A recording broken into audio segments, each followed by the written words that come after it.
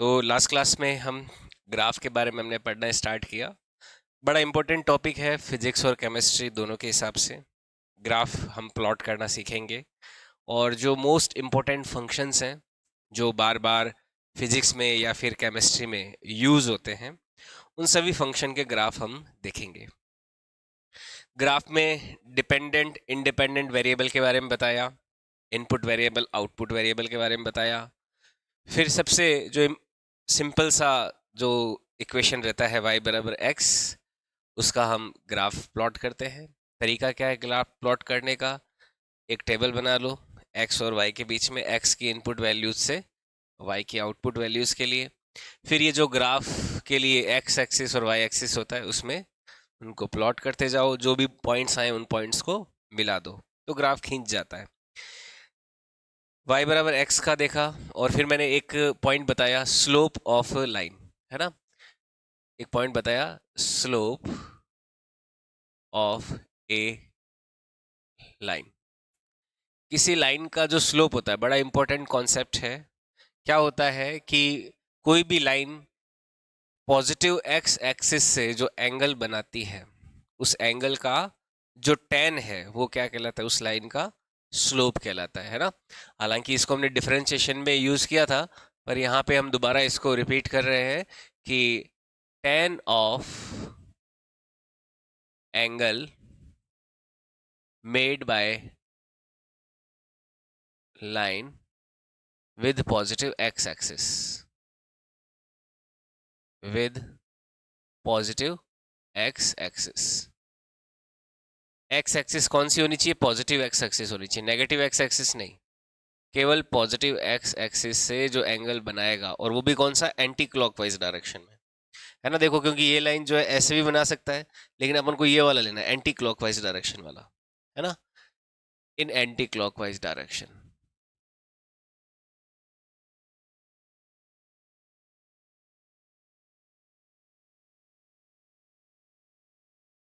तो उस एंगल का जो टेन है वो क्या होता है? उस लाइन का स्लोप होता है।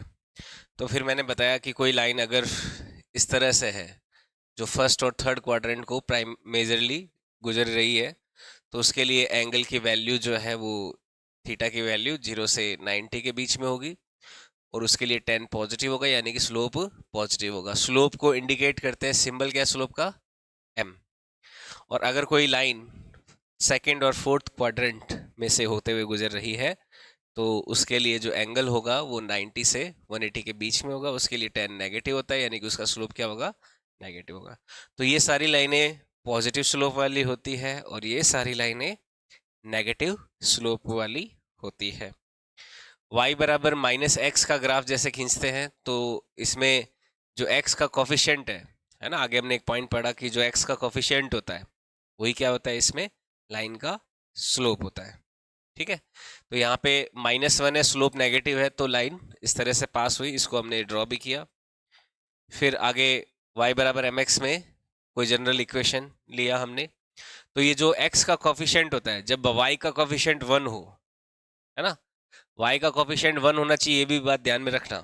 उस समय जो x का कॉफिशिएंट होगा वही क्या होता है? उस लाइन का स्लोप होता है। जैसे एग्जाम्पल के तौर पे अगर मैं ऐसा लिखूं कि √3y is equal to x, है ना, तो हम स्लोप को 1 नहीं बोलेंगे। क्यों? क्योंकि y का कोफिशिएंट क्या है? √3 है, 1 नहीं है। तो √3 को इधर डिवाइड करोगे तो y इज इक्वल टू क्या आ जाएगा? 1 अपॉन √3x। तो इसका मतलब स्लोप क्या है? m इज इक्वल टू कितना होगा? 1 अपॉन √3 है, 1 नहीं है। तो ये भी बात ध्यान रखना कि जो स्लोप है वो x का कोफिशिएंट तो होता ही है, पर कब? जब y का कोफिशिएंट क्या होना चाहिए? 1 होना चाहिए। अब देखो एक और चीज देखो, समझो यहाँ पे बात ध्यान से। जैसे स्लोप कितना है? 1 अपॉन √3, लेकिन स्लोप क्या होता है? Tan theta. तो टेन थीटा क्या आ गया? 1 अपॉन √3। 1 अपॉन √3 कब होता है? टेन 30 डिग्री पे, यानी कि थीटा की वैल्यू कितनी आ गई? 30 डिग्री आ गई। यानी कि ये जो लाइन होगी y बराबर √3, y बराबर x वाली लाइन जो होगी, वो जब हम ड्रॉ करेंगे, है ना, जब इसको ड्रॉ करेंगे तो ये एंगल कितना बना रही होगी? ये एंगल x एक्सिस के साथ कितना बना रही होगी लाइन? ये 30 डिग्री का बना रही होगी। ये मतलब है इस बात का। समझ में आई बात? तो ये बात ध्यान रखना कि ग्राफ में जब हम लाइन की इक्वेशन y बराबर mx देख रहे हैं तो y का कोफिशिएंट 1 होना जरूरी है। तब जो x का कोफिशिएंट है वो हमारे लाइन के स्लोप को रिप्रेजेंट करेगा। ठीक है। फिर मैंने बताया कि जैसे y बराबर 2x है तो उसके लिए m बराबर 2 हो गया स्लोप, तो ये लाइन कुछ ऐसी हो जाएगी। इनपुट आउटपुट ये टेबल जो है वो अपन ले सकते हैं। फिर मैंने एक जनरल इक्वेशन ऑफ लाइन लिया y बराबर mx प्लस सी। तो उसमें मैंने चीज़ें बताई कि भाई जो mx प्लस सी में ये जो m है ये तो क्या कहलाएगा, इस लाइन का स्लोप कहलाएगा, और ये जो c है वो क्या कहलाता है, इंटरसेक्शन कहलाता है। ठीक है। इंटरसेक्शन एक्चुअल में है क्या, अगर उसको चेक करें तो वो क्या होता है, x बराबर 0 अगर रखा जाता है तो y कितना आ जाता है, c आ जाता है। यानी कि 0,c, 0,c तो पॉइंट कौन सा हो गया, जो y एक्सिस पे जहां पे लाइन क्या कर रही है, क्रॉस कर रही है ना। तो intersection is point eight which line crosses y axis. तो इंटरसेक्शन एक ऐसा पॉइंट है y एक्सिस के ऊपर जहां पे लाइन क्रॉस करती है। ठीक है। तो y बराबर mx प्लस सी की इक्वेशन की जो ग्राफ है वो कुछ इस तरह से हो जाएगा। अब इसमें लेकिन 4 केसेस हो सकते हैं, slope positive intersection positive, slope positive intersection negative, slope positive intersection positive, slope भी नेगेटिव और इंटरसेक्शन भी नेगेटिव। ये 4 केसेस हो सकते हैं। इन चारों के एग्जाम्पल मैंने यहाँ पे बताए। 2x प्लस 3 है, 2x माइनस 3 है, माइनस 2x प्लस 3 और माइनस 2x माइनस 3 है, उनके ग्राफ अपन ने बनाए।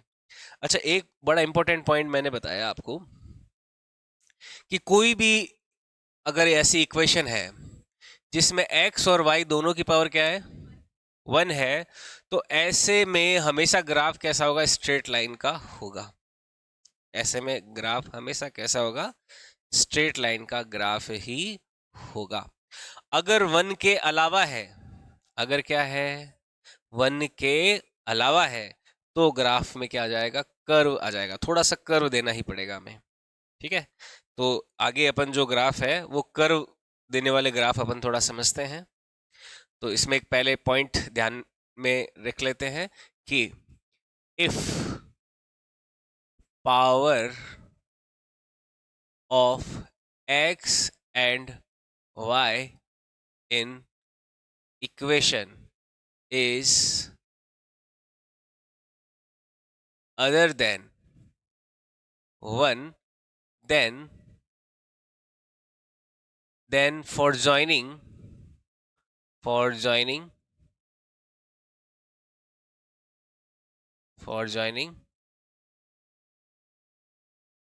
points on graph there will be curve, there will be curves। तो जब भी हम ग्राफ के ऊपर जो पॉइंट्स हैं उनको जब ज्वाइन करेंगे तो ज्वाइन ऐसे सीधा स्ट्रेट लाइन से नहीं कर देंगे। स्ट्रेट लाइन से ज्वाइन तो कब करते हैं, जब x और y की पावर 1 हो। लेकिन अगर वहां पर 1 नहीं है तो हम जब पॉइंट्स को ज्वाइन करेंगे तो हम वहां पे क्या देंगे, कर्व देंगे। अब देखो नेक्स्ट जो ग्राफ है इंपॉर्टेंट, वो है हमारा y बराबर एक्स स्क्वायर, y बराबर माइनस एक्स स्क्वायर, इनके ग्राफ अपन देखते हैं। इन ग्राफ को नाम देते हैं पैराबोलिक ग्राफ, पैराबोलिक कर्व। क्या नाम देते हैं, पैराबोलिक कर्व। इसमें कैसे ग्राफ आते हैं, जैसे y बराबर एक्स स्क्वायर हो गया, x की पावर 2 है, y की पावर 1 ही है। या फिर y बराबर माइनस एक्स स्क्वायर हो गया, ठीक है। या फिर वाई स्क्वायर बराबर x हो गया, या फिर वाई स्क्वायर बराबर माइनस एक्स हो गया। इस तरह के जो ग्राफ है जिसमें एक वेरिएबल की पावर तो 1 है पर दूसरे वेरिएबल की पावर क्या है, 2 है।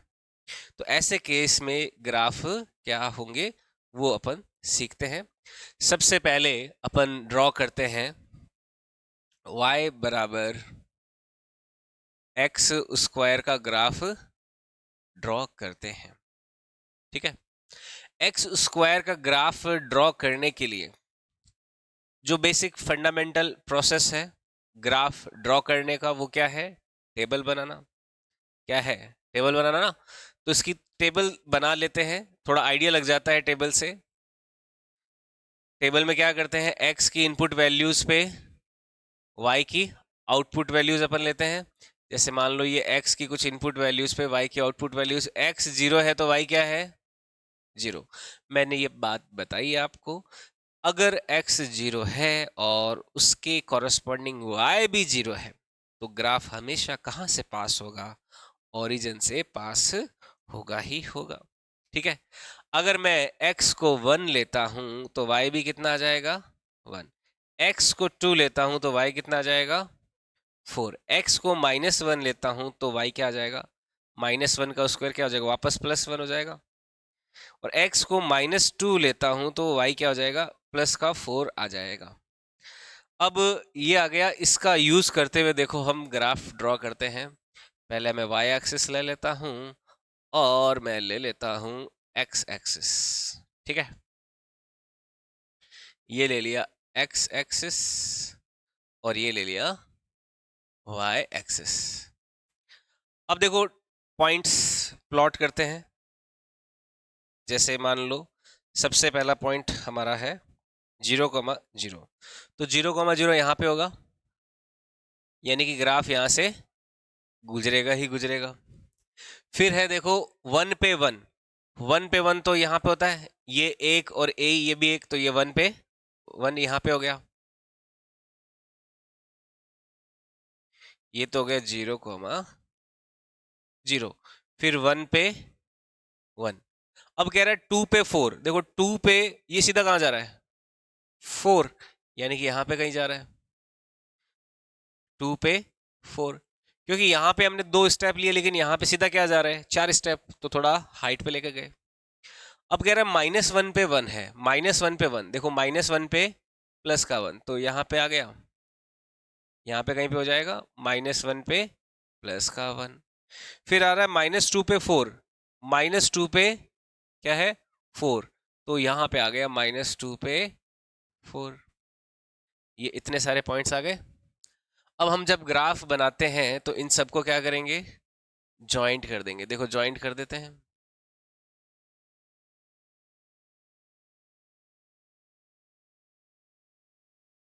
ठीक है, इस तरह से ये जॉइंट हो जाएंगे। तो ये ग्राफ आ जाएगा हमारा इसका y बराबर एक्स स्क्वायर का। अब देखो मैंने जब ज्वाइंट किया है तो ऐसे स्ट्रेट लाइन से ज्वाइन नहीं किया सीधा, है ना? क्यों? क्योंकि पावर जब 1 के अलावा हो तो हम जब भी ज्वाइन करते हैं तो कर्व देके करते हैं, है ना? तो हमने कर्व देके ज्वाइन किया इसको इस तरह से। तो ये यू शेप का ग्राफ बनता है। इसको क्या बोलते हैं? पैराबोलिक ग्राफ बोलते हैं। ये और ऊपर जाएगा, आगे तक जाता रहेगा, पर अपन को इतना ही बनाना है। तो y बराबर एक्स स्क्वायर का ग्राफ ये हो गया, ध्यान में रहेगा। तो यू शेप का कर्व है, पैराबोलिक ग्राफ इसको बोला जाता है। किस इक्वेशन का ग्राफ है? y बराबर एक्स स्क्वायर का। ये तो है y बराबर एक्स स्क्वायर का, लेकिन अगर मान लो हमें y बराबर -एक्स स्क्वायर का बनाना हो। किसका? -एक्स स्क्वायर का। जैसे इस केस में आपको क्या लगता है कि एक्स स्क्वायर में x के अंदर आप कुछ भी रखोगे तो y क्या आएगा? पॉजिटिव आएगा ना। तो ग्राफ का मुंह किधर खुल रहा है? पॉजिटिव y एक्सिस की तरफ खुल रहा है। अगर मान लो मैं y बराबर -एक्स स्क्वायर ले लेता हूं, क्या ले लेता हूं? y बराबर -एक्स स्क्वायर ले लेते हैं, तो ग्राफ का मुंह किधर खुलेगा? क्योंकि y क्या है इसमें? y always negative. इस केस में y क्या है? ऑलवेज। जैसे पीछे वाले केस में y क्या था? ऑलवेज पॉजिटिव, इसलिए उसका मुंह किधर खुला? पॉजिटिव y एक्सिस की ओर खुला। इस केस में आप x को नेगेटिव पॉजिटिव कुछ भी रख दीजिए, लेकिन y हमेशा क्या आएगा? नेगेटिव ही आएगा। इसका मतलब जो y है का मुंह है, जो ग्राफ का मुंह है, वो किधर खुलेगा? नेगेटिव x एक्सिस की तरफ खुलेगा। तो इसका जैसे ग्राफ बनाएंगे तो इसका देखो सीधा बना देते हैं। ये हो जाएगा किसका ग्राफ, y बराबर माइनस एक्स स्क्वायर का ग्राफ हो जाएगा। ठीक है, ये किसका ग्राफ है, y बराबर माइनस एक्स स्क्वायर का ग्राफ है। समझ में आया? तो ये दूसरा बड़ा इंपॉर्टेंट पैराबोलिक ग्राफ। ओके, और आगे देखो लेते हैं हम, जैसे नेक्स्ट ग्राफ बनाना है। अब x की पावर 2 के दो ग्राफ देख लिए, y बराबर प्लस एक्स स्क्वायर, y बराबर माइनस एक्स स्क्वायर। अब देखते हैं y को स्क्वायर दिया, तीसरे इक्वेशन हम क्या देते हैं, y की पावर में स्क्वायर दे दिया और x की पावर में 1 ही रखा। तो इसका ग्राफ देखो क्या हो जाएगा, ध्यान से समझना। जब ये x एक्सिस है और ये y एक्सिस है, इस केस में x क्या हमेशा पॉजिटिव नहीं होगा, y के अंदर पॉजिटिव नेगेटिव दोनों वैल्यूज हो सकती है, लेकिन x क्या होगा, ऑलवेज पॉजिटिव।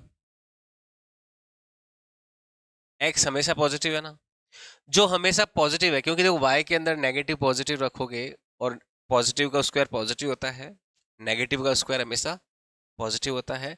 तो इस केस में ग्राफ का मुंह किधर खुलेगा, एक्स एक्सिस की तरफ खुलेगा ना।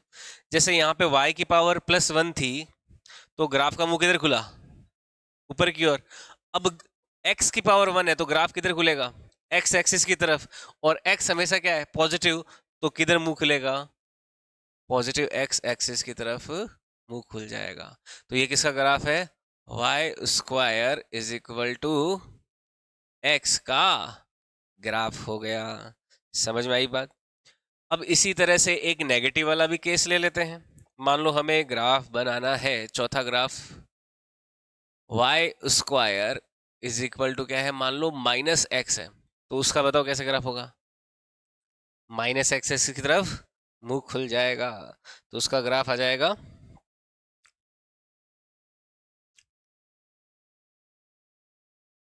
उसका ग्राफ इस तरह से आ जाएगा, ये हो जाएगा वाई स्क्वायर बराबर माइनस एक्स का ग्राफ हो गया। समझ में आई बात? ठीक है, तो ये चार ग्राफ है बड़े इंपॉर्टेंट, y बराबर एक्स स्क्वायर, वाई बराबर, ये y बराबर एक्स स्क्वायर का ग्राफ, y बराबर माइनस एक्स स्क्वायर का ग्राफ, वाई स्क्वायर बराबर एक्स का ग्राफ, और वाई स्क्वायर बराबर माइनस एक्स का ग्राफ। ये पैराबोलिक, ये जो कर्व होता है ना, इस तरह का कर्व, ये ना तो सर्कल है, ना स्ट्रेट लाइन है, ना इलिप्स है। ये कैसा है, ये इस कर्व का पैटर्न ही ऐसा ही होता है, इसको बोलते हैं पैराबोलिक पैटर्न। क्या बोलते हैं, पैराबोलिक पैटर्न, है ना, इस तरह से रहता है ये। हम्म, देखो ऐसा हो नहीं सकता, एक डिपेंडेंट एक इंडिपेंडेंट होता है ना इसमें। तो डिपेंडेंट जो है वो किस में डिपेंड करेगा, जो इंडिपेंडेंट है। इंडिपेंडेंट अगर पॉजिटिव नेगेटिव है तो डिपेंडेंट क्या आएगा, उस मतलब इक्वेशन के अकॉर्डिंग आएगा ना। अगर y को पॉजिटिव नेगेटिव रख दोगे तो x क्या आएगा, पॉजिटिव आएगा, है ना। डिपेंडेंट ऑलरेडी कुछ नहीं हो सकता, डिपेंडेंट तो डिपेंड कर रहा है ना किसी पे, जिस पे डिपेंड कर रहा है उसकी वैल्यू पे डिपेंडेंट बाद में आएगा। पहले तो किसकी वैल्यू रखी जाएगी, जो इंडिपेंडेंट है उसकी, बाद में वैल्यू किसकी आएगी, डिपेंडेंट की, है ना। समझ में आई बात? तो इसमें x कभी नेगेटिव हो ही नहीं सकता इस इक्वेशन में। x को नेगेटिव होने के लिए वाई स्क्वायर को नेगेटिव होना पड़ेगा, वो पॉसिबल है क्या, नहीं है, इसलिए। समझ में आई बात? तो ये चारों ग्राफ याद रहेंगे। ओके, अब देखो इन ग्राफ में थोड़ा सा वेरिएशन लेके आना चाहें हम, जैसे मान लो हम थोड़ा अलग सा ग्राफ बनाते हैं, जैसे y बराबर है एक्स स्क्वायर प्लस 2 है, क्या है, इसमें भी ये भी पावर 2 है ना। तो इसमें भी ग्राफ कैसा का, पैराबोलिक ही होगा, है ना। जब पावर 2 होते हैं तो उसको क्वाड्रेटिक भी बोलते हैं, 10th क्लास में आपने पढ़ा होगा, x की पावर 2 + 5x + 10, ऐसे ऐसी इक्वेशंस जो होती है उनको क्या बोलते हैं, क्वाड्रेटिक भी बोलते हैं ना। तो ये क्वाड्रेटिक भी होता है। अब y बराबर क्या है, एक्स स्क्वायर प्लस 2 है, इसका ग्राफ हमें बनाना है मान लो। अगर मैं x को 0 रखता हूं तो y की वैल्यू क्या आती है? 2 आती है ना। x को 0 रखते हैं तो y की वैल्यू क्या आती है? 2। यानी कि ये ग्राफ ओरिजिन से तो पास नहीं होगा। नहीं होगा तो इसका मतलब देखो, अब y की पावर 1 है और x का पावर क्या है? स्क्वायर। तो मुहाना खुलना तो किधर है? पॉजिटिव y एक्सिस की तरफ ही है। अब पॉजिटिव y एक्सिस की तरफ खुलना है, पर कैसे खुलेगा उसको ध्यान से समझना। ये दोनों हमारी एक्सिस हो गई। x बराबर 0 पे y बराबर 2 है, तो इस पॉइंट से पास हो रहा है ना। अब इस पॉइंट से पास हो रहा है, मुहाना y एक्सिस की तरफ खोलना है, तो या तो ऐसे खोल सकते हैं या फिर ऐसे, है ना, क्योंकि इस पॉइंट से पास करवाना जरूरी है। लेकिन y क्या है? एक्स स्क्वायर प्लस 2 है। y तो हमेशा क्या है? पॉजिटिव। ये पॉजिटिव है और ये भी क्या है? पॉजिटिव। तो y भी क्या है? हमेशा पॉजिटिव है। यानी कि ग्राफ कैसा बन जाएगा? इस तरह से बन जाएगा। ये पॉइंट कौन सा हो गया? 0,2। तो 0,2 जो होगा, अब क्या हो जाएगा? इसका वर्टेक्स हो जाएगा। इसको क्या बोलते हैं? वर्टेक्स। पहले वर्टेक्स कौन था? ओरिजिन 0,0। अब कौन सा हो गया वर्टेक्स? 0,2 हो गया। ठीक इसी तरह से देखो, अगर मैं एक और ग्राफ बनाना चाहूं, जैसे मान लो एग्जाम्पल के तौर पे ग्राफ बनाना है y बराबर एक्स स्क्वायर -2 का ग्राफ बनाना है। किसका बनाना है? वर्टेक्स किधर है? 0,-2 पे ना। x की वैल्यू 0 रखी तो y कितना आ जाएगा? -2 आ जाएगा। अब देखो, ग्राफ प्लॉट करने के लिए एक्सिस बनाया और सबसे पहले वर्टेक्स की लोकेशन देखी, तो कहाँ है ये? नीचे है ना, 0,-2। पर देखो यहां पर एक्स स्क्वायर पॉजिटिव है। हाँ, y की वैल्यू इस बार देखो नेगेटिव आ सकती है ना। 0, 1, 2, अगर √2 लेते हैं तो √2 पे y कितना आ जाएगा? 0 आ जाएगा। लेकिन √2 से बड़े के लिए y हमेशा क्या होगा? पॉजिटिव।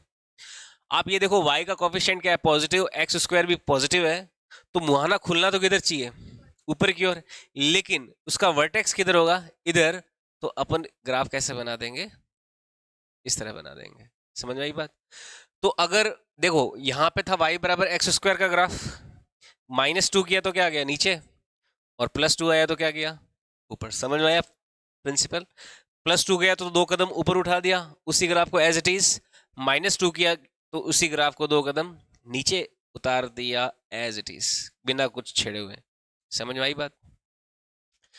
जैसे अगर मान लो और देखें, एग्जाम्पल के तौर पे मान लो हमें ग्राफ निकालना है y square is equal to X plus 2 का ग्राफ। किसका निकालना है? x+2 का ग्राफ निकालना है। तो यहां पे देखो, जब y 0 करता हूं मैं, y को क्या करता हूं, तो x की वैल्यू क्या आती है? -2 आती है ना। y 0 कब आता है? जब x -2 है। तो इसका ग्राफ जैसे बनाएंगे,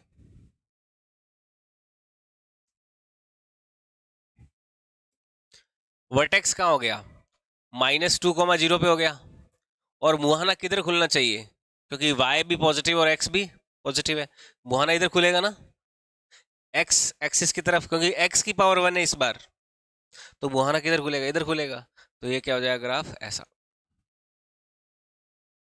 ये पॉइंट कौन सा हो गया? -2,0 हो गया। समझ में आई बात? तो x में +2 करोगे तब तो ग्राफ इधर आ गया, और x में अगर -2 करोगे तो ग्राफ उधर शिफ्ट हो जाएगा ना।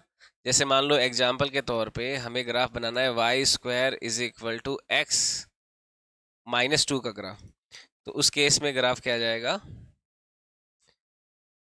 जो पूरा का पूरा पैराबोला ग्राफ है वो किधर शिफ्ट हो जाएगा? अगर मैं यहाँ पे y 0 देखूं, तो मतलब x 0, x की वैल्यू जब 2 रखते हो तब क्या आता है? y 0 आता है ना। तो ये सारा ग्राफ क्या हो गया? जो यहाँ पे वो करता था उधर शिफ्ट हो गया। समझ में आई बात?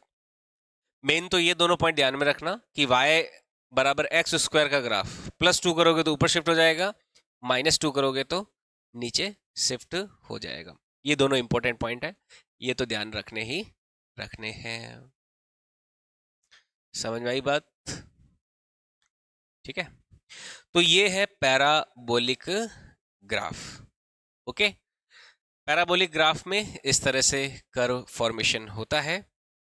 नेक्स्ट देखो ग्राफ जो लेते हैं वो है, मान लो अभी तो हमने क्या पढ़ा, पावर 2 के ग्राफ। अभी क्या पढ़ा हमने, पावर 2। नेक्स्ट ग्राफ जो लेते हैं वो है पावर 3 वाला। जैसे हमें ग्राफ मान लो बनाना है y बराबर एक्स क्यूब का। किसका ग्राफ बनाना है, y बराबर एक्स क्यूब का ग्राफ बनाना है। तो एक्स क्यूब का ग्राफ बनाने के लिए एक बार टेबल काम में ले लेते हैं। x और y, जीरो पे क्या है, जीरो है, तो ओरिजिन से तो पास होगा ही होगा। पहली बात तो यहां समझ में आई। 1 पे क्या है, 1 है। -1 पे क्या है, -1 का होल क्यूब क्या हो गया, वापस -1 ही आ गया। 2 पे क्या है, 8, -2 पे क्या है, -8 है ना। तो इसका देखो ग्राफ बनाते हैं, y बराबर एक्स क्यूब का कैसे आएगा।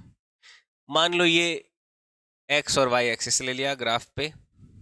पॉइंट्स को यहां पे लिखने का कोशिश करते हैं। 0 पे 0, 1 पे 1, फिर 2 पे सीधा 8, सीधा 8 चला गया ना। -1 पे -1 पे -1, फिर -2 पे सीधा -8। ये पॉइंट्स हो जाएंगे ऐसे। अब देखो इनको मिलाना है तो हम कर्व देके मिलाते हैं, ऐसे मिल जाएगा ना।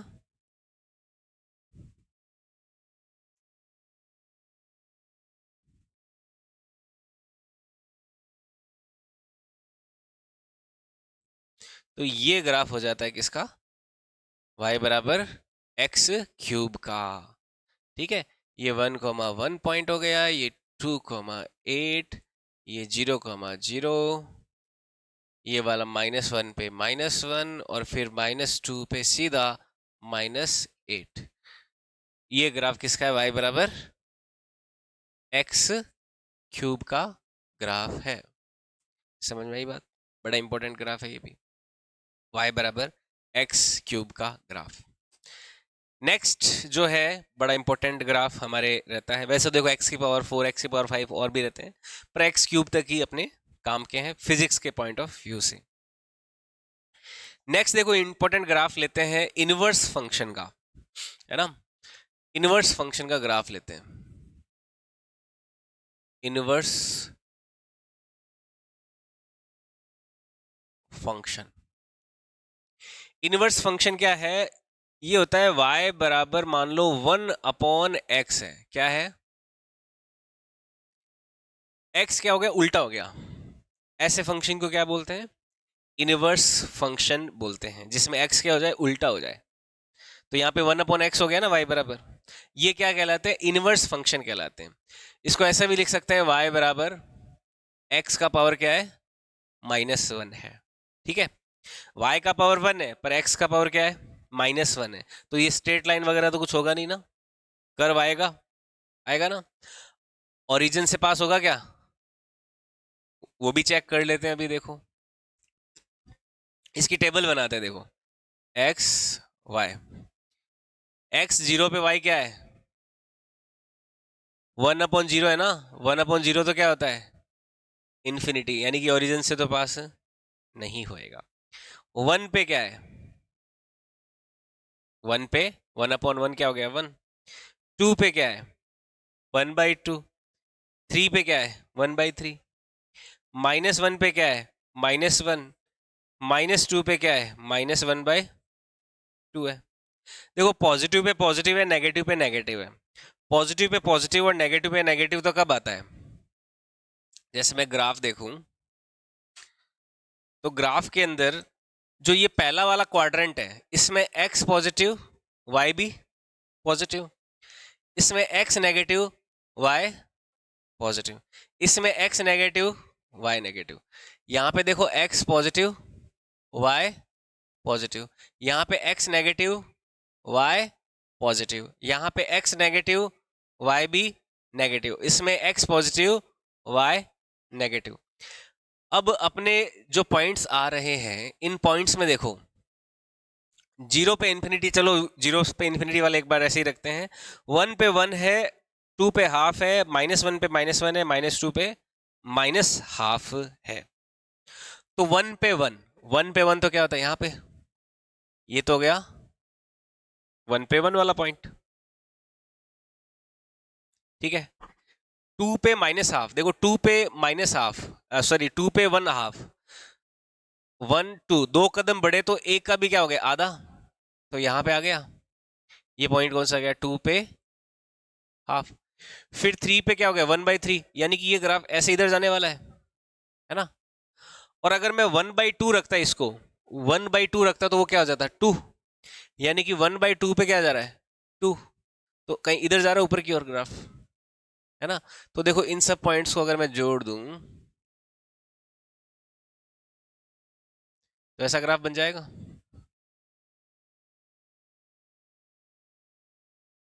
ये हो जाएगा वन अपॉन एक्स का ग्राफ। लेकिन ये तो कहाँ आया, केवल इसी पार्ट में आया है। ये देखो जीरो पे क्या टच कर रहा है, इन्फिनिटी को टच कर रहा है ना ऊपर। और अगर मैं इन्फिनिटी ले लूं, यहाँ पे एक पॉइंट और देखना, कि अगर मैं x को इन्फिनिटी ले लूं तो ये क्या हो जाएगा, वन अपॉन इन्फिनिटी जीरो हो जाएगा, यानी कि x जब इनफाइनाइट होएगा तब ये कहाँ टच करेगा, ये आगे आगे जाते जाते जाते x एक्सिस को टच कर जाएगा, ठीक है। तो ग्राफ कैसा हो जाएगा, इस तरह से ग्राफ होगा, ऊपर की ओर पूरा जा रहा है। लेकिन एक और चीज देखो, नेगेटिव पे नेगेटिव, नेगेटिव नेगेटिव, यानी कि माइनस वन पे क्या है, माइनस वन है ना, और माइनस टू पे क्या है, माइनस का हाफ, और मैं माइनस का हाफ पे देखूं तो क्या हो जाएगा, टू, यानी कि ये एज इट इज जैसा यहां पे बना है वैसा वैसा यहां पे भी बन जाएगा। ये पॉइंट कौन सा हो गया, minus one comma minus one वाला, समझ में आई बात। तो फर्स्ट क्वाड्रेंट में भी इस तरह का ग्राफ रहेगा और थर्ड क्वाड्रेंट में भी इस तरह का रहेगा।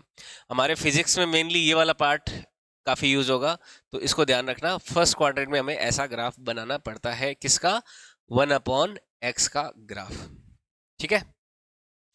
वन अपॉन एक्स का ग्राफ एक तो फर्स्ट क्वाड्रेंट में इस तरह से रहेगा और एक थर्ड क्वाड्रेंट में इस तरह से रहेगा। क्लियर, आई बात समझ में। अब देखो इसी में भी अगर मैं माइनस वन अपॉन एक्स का ग्राफ देखूं, जैसे ये तो प्लस का वन अपॉन एक्स है ना, अपन ग्राफ देख सकते हैं y बराबर माइनस वन अपॉन एक्स का। माइनस वन अपॉन एक्स का ग्राफ देखने के लिए देखो मैं टेबल बनाता हूं, पहले तो x है, y है। अगर मैं जीरो पे रखूं तो क्या आता है, इन्फिनिटी, और इन्फिनिटी पे रखूं तो क्या आता है, जीरो। वन पे रखा तो क्या आता है, माइनस वन, वन पे रखा तो क्या आता है, माइनस वन आ रहा है ना, वन पे रखा तो माइनस वन, और माइनस वन पे रखा तो क्या आ रहा है, प्लस वन। टू पे रखा तो आ रहा है माइनस का हाफ, और माइनस के टू पे रखा तो क्या आ रहा है, प्लस का हाफ आ रहा है। यानी कि x पॉजिटिव है तो y नेगेटिव है, y x नेगेटिव है तो y पॉजिटिव है। x पॉजिटिव है तो y क्या है, नेगेटिव। x पॉजिटिव है तो y क्या है, और x नेगेटिव है तो y क्या है। देखो x पॉजिटिव है तो y क्या है, नेगेटिव, और x नेगेटिव है तो y क्या है, तो इस और इस पार्ट में होएगा, हो जाएगा ना, एक तो इस पार्ट में रहेगा और एक इस पार्ट में, यानी कि इस पार्ट में और इस पार्ट में ग्राफ बना देंगे। तो देखो कैसे बनाएंगे, पहले तो एक्सिस ड्रॉ कर लिया हमने, क्योंकि ग्राफ हमारा कहाँ आने वाला है, एक तो सेकंड क्वाड्रेंट में आने वाला है और एक इसमें आने वाला है, फोर्थ क्वाड्रेंट में आने वाला है। तो ये किसका ग्राफ हो गया, y बराबर माइनस वन अपॉन एक्स का ग्राफ हो गया। क्यों, क्योंकि x positive pay y negative चाहिए हमें, और x नेगेटिव पे y क्या चाहिए, पॉजिटिव। तो ये सेकंड और फोर्थ क्वाड्रेंट में ही होता है। यहाँ पे क्या है, x positive pay y positive, और यहाँ पे क्या है, x नेगेटिव पे y भी नेगेटिव, जो कि फर्स्ट और थर्ड क्वाड्रेंट में ही हो सकता है, ठीक है। आई बात समझ में। तो ये है y बराबर माइनस वन अपॉन एक्स का ग्राफ। क्लियर, आई बात समझ में। तो ये है इनवर्स फंक्शन। तो हमने कौन कौन से फंक्शन पढ़ लिए? एक तो पढ़ लिया सिंपल स्ट्रेट लाइन के जो ग्राफ है वो देख लिए हमने, है ना। कर्व के ग्राफ में अगर वन के अलावा कोई भी है तो कर्व आएगा। पैराबोलिक ग्राफ देखे y बराबर एक्स स्क्वायर के, है ना, y बराबर एक्स स्क्वायर, y बराबर माइनस एक्स स्क्वायर, इनके भी ग्राफ देखे, और इनमें कुछ ऐड या सब्ट्रैक्ट होता है तो ग्राफ कैसे चेंज होगा वो भी देखा। और y बराबर एक्स क्यूब का ग्राफ हमने देखा, समझ में आई बात। और y बराबर 1/x का ग्राफ भी देखा, और y बराबर -1/x का भी ग्राफ देखा। ये क्या कहलाते हैं? इनवर्स फंक्शन कहलाते हैं। ठीक है, इनवर्स फंक्शन कहलाते हैं। अब देखो कुछ और इंपॉर्टेंट ग्राफ भी है, उनको भी अपन समझ ही लेते हैं, उनको भी कवर कर लेते हैं। दो ट्रिग्नोमेट्रिक फंक्शन के बड़े इंपॉर्टेंट ग्राफ अपन को समझने हैं, जैसे y बराबर साइन एक्स का ग्राफ और एक y बराबर कॉस एक्स का। y बराबर किसका? साइन एक्स का, और y बराबर कॉस एक्स का लेंगे। y बराबर साइन एक्स का ग्राफ के लिए टेबल देखते हैं x और y के बीच की। x 0 पे y क्या होगा? तो ओरिजिन से पास होगा। x अगर π/6 है यानी कि 30 डिग्री है तो y कितना होता है? हाफ। x अगर π/4 है यानी कि 45 डिग्री है तो कितना होता है? 1/√2। अगर x π/2 यानी कि 90 डिग्री है तो कितना हो जाता है? 1। और 90 डिग्री से ज़्यादा अगर जाएं, 90 से ज़्यादा जाते हैं यानी कि 3π/2 ले लेते हैं, या फिर 2π/6 यानी कि 120 डिग्री लेते हैं, तो उस केस में ये आ जाता है √3/2 प्लस का। ठीक है, तो ऐसे वैल्यूज आती है ना। फिर जीरो कब होती है? जब वापस 180 डिग्री आता है तब साइन क्या हो जाता है? जीरो हो जाता है ना। जब x की वैल्यू क्या आ जाती है? 180 डिग्री आ जाती है, तो उस समय साइन 180 डिग्री की वैल्यू कितनी होती है? जीरो होती है ना। फिर 180 के बाद में वापस थर्ड क्वाड्रेंट शुरू हो जाएगा। देखो 0 से 90 में तो फर्स्ट क्वाड्रेंट, फिर 90 से 180 में सेकंड क्वाड्रेंट, और 180 से फिर 270 में थर्ड क्वाड्रेंट, 270 में 360 तक फोर्थ क्वाड्रेंट। देखो ग्राफ कैसा बनेगा इसका, साइन एक्स का ग्राफ बना रहे हैं। 0 पे 0, 0 पे 0, फिर 90 पे क्या हुआ? 1, 90 पे हुआ 1, कर्व देके 1 तक पहुंच गए। 180 पे क्या हो जाएगा? वापस 0। देखो 0 से 90 तक तो क्या हुआ? 1। 1 क्या होती है उसकी मैक्सिमम वैल्यू? कब? π/2 पे। फिर 0 कब आ जाता है? पाई पे 0 आ जाता है। ये तो हो गया देखो फर्स्ट क्वाड्रेंट, और फिर ये हो गया सेकंड क्वाड्रेंट। थर्ड क्वाड्रेंट में नेगेटिव, फिर फोर्थ क्वाड्रेंट में वापस नहीं, फोर्थ क्वाड्रेंट में भी नेगेटिव रहता है। ये कौन सा पॉइंट हो गया? 3π/2 वाला। 3π/2 पे साइन की वैल्यू क्या होती है? -1 होती है। π/2 पे कितना होता है? +1 होता है। तो ये ग्राफ किसका हो गया? साइन का हो गया। ये कौन सा पॉइंट हो गया? 2π वाला पॉइंट हो गया, या फिर 360 डिग्री वाला पॉइंट हो गया। ठीक है, इसको आगे और बढ़ाना चाहो तो ऐसे बढ़ा सकते हो। ये एक वेव चलती है, एक तरंग जैसा ग्राफ होता है। साइन एक्स का ग्राफ एक वेव जैसा ग्राफ होता है, और वेव कहां से शुरू हो रही है? ओरिजिन से शुरू हो रही है ना। तो वेव लाइक ग्राफ होता है, और वो ऐसी वेव जो कहां से शुरू हो रही है? ओरिजिन से। तो यहाँ पे साइन एक्स का ग्राफ के बारे में पॉइंट भी लिख लेंगे कि वेव स्टार्टिंग फ्रॉम ओरिजिन। कहां से? ओरिजिन से, यानी कि 0 से स्टार्ट होने वाली वेव आती है किसमें? साइन एक्स के ग्राफ में। नेक्स्ट लेते हैं कॉस एक्स के ग्राफ में क्या होगा? किसके? कॉस एक्स के ग्राफ में। जैसे मान लो y बराबर है कॉस एक्स। कॉस एक्स के ग्राफ में हम देखते हैं y बराबर कॉस एक्स। कॉस एक्स में अगर आप 0 वाला पॉइंट देखें अपन, जैसे थोड़ी सी टेबल बना लेते हैं x और y की। x बराबर 0 पे y क्या आ जाता है? 1 आ जाता है। 30 डिग्री पे √3/2 आ जाता है, 45 डिग्री पे 1/√2 आ जाता है, 60 डिग्री पे 1/2 आ जाता है, 90 डिग्री पे 0 आ जाता है। फिर सेकंड क्वाड्रेंट शुरू हो गया। सेकंड क्वाड्रेंट में तो कॉस क्या होता है, नेगेटिव। तो इसका ग्राफ देखो ध्यान से समझना, इसमें भी वेव होगी, इसमें भी क्या होगी, वेव होगी, लेकिन वो वेव देखो स्टार्ट कहां से होगी, x जब 0 है, x जब 0 है तो y कितना है 1, तो वेव जो स्टार्ट होगी वो कहां से स्टार्ट होगी, 0,1 वाले पॉइंट से स्टार्ट होगी, और इस तरंग को ऐसे बनाते रहेंगे। 0,1 से स्टार्ट हुई, और ये पॉइंट कौन सा हो गया, क्योंकि इस पे देखो क्या हो गया, cos x 0 हो गया ना, y की वैल्यू क्या हो गई 0, किस पॉइंट पे होगी, π/2 वाले पॉइंट पे, ठीक है। फिर यहां पे ये जो पॉइंट है ये -1 है, cos -1 कहां होता है, 180 डिग्री पे होता है, पाई पे। फिर 3π/2 पे वापस क्या हो जाता है, cos 0 हो जाता है।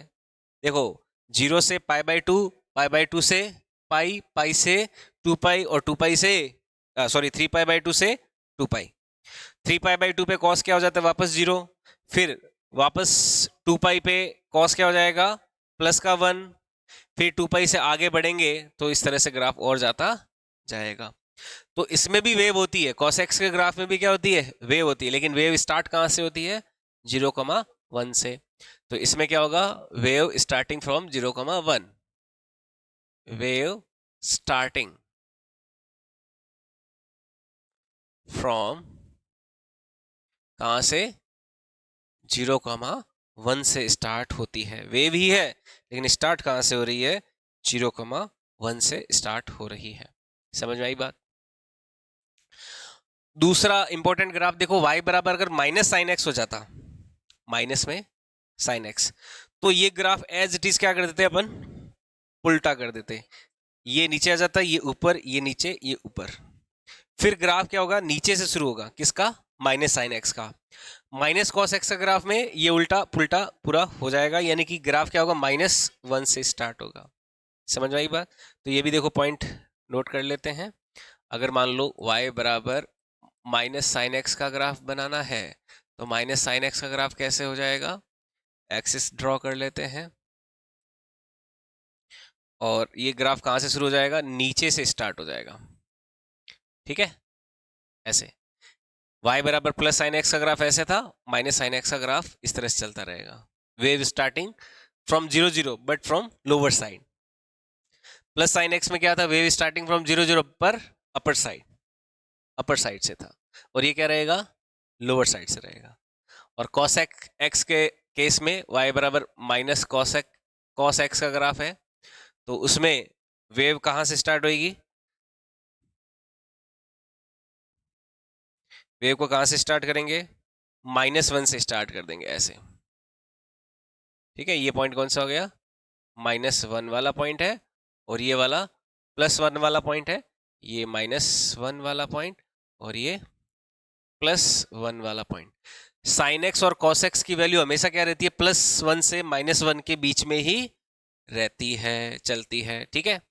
तो values of sin x and values, ये पॉइंट भी ध्यान रखना, values of sin x and cos x always